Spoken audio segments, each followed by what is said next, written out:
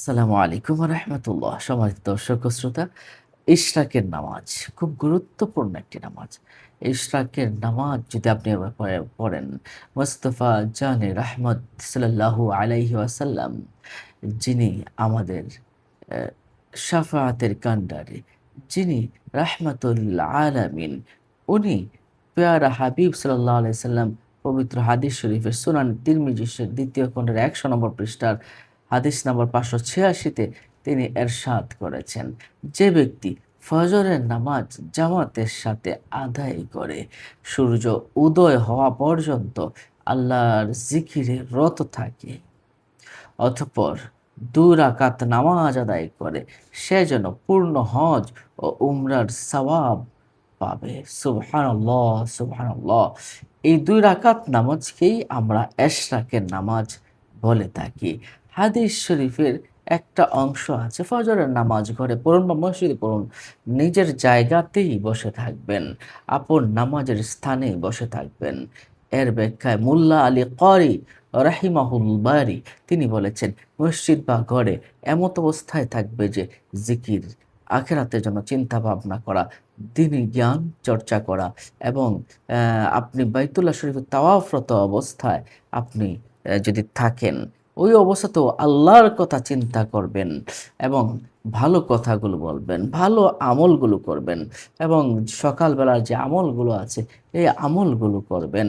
এটা দ্বারা আপনার অনেক, অনেক উপকার হবে। কেমন উপকার হবে?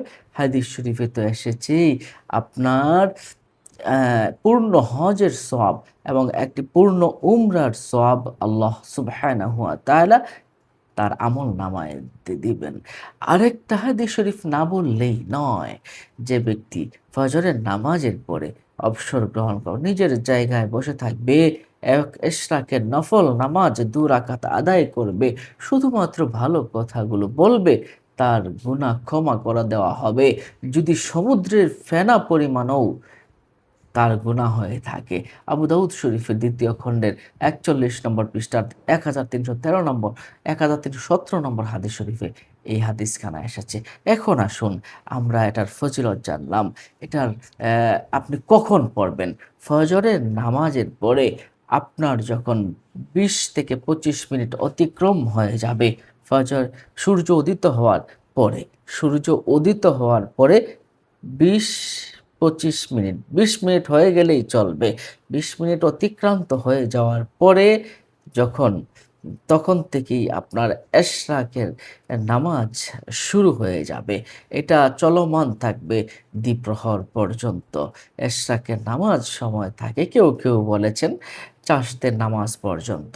চাষতের নামাজ সাধারণত ৯টা, ৮টা, ৯টা থেকেই পড়া হয়। সম্মানিত দর্শক ও শ্রোতা, চাষতের নামাজ নিয়ে সামনে আমরা ইনশাল্লাহ ভিডিও দিব। দেখুন, ইশরাকের নামাজ আর নিয়ত আপনি কি করে করবেন। আপনি নিয়ত যারা আরবিতে পারেন আরবিতে পড়তে পারেন। নাওয়াইতু আন উসাল্লিয়া লিল্লাহি তাআলা রাকাআতাই সালাতিল ইশরাকি আন নাফলি মুতাওয়াজ্জিহান ইলা জিহাতিল কাবাতি শরীফাতি আল্লাহু আকবার বলে নামাজ শুরু করবেন। যারা আরবিতে পারবেন না তারা বাংলাতে এভাবে বলবেন, আমি ২ রাকাত ইশরাকের নফল নামাজ আদায় করার নিয়ত করলাম, আল্লাহু আকবার বলে আপনি নামাজ শুরু করে দিবেন। যারা এটাও পারবেন না, মনে, মনে নিয়ত করলেও আমি ইশরাকের নামাজ আদায় করছি। তো এটা করবেন, নিশ্চয় বুঝতে পারছেন। কত রাকাত পড়বেন? আমরা আগেই হাদিস শরীফ থেকে জেনেছি, ২ রাকাত ইশরাকের নামাজ আপনি পড়তে হবে। কোন সূরা দিয়ে পড়বেন?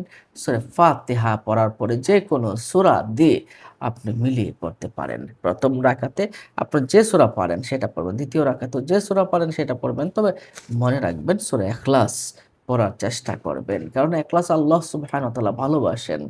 এজন্য ইখলাস পড়লে অধিক ভালো হয়। নিশ্চয়ই বুঝতে পারছেন। ভালো থাকুন। অন্য মুমিন সবাইকে জানাতে শেয়ার করে দিন। আসসালামু আলাইকুম ওয়া রাহমাতুল্লাহ।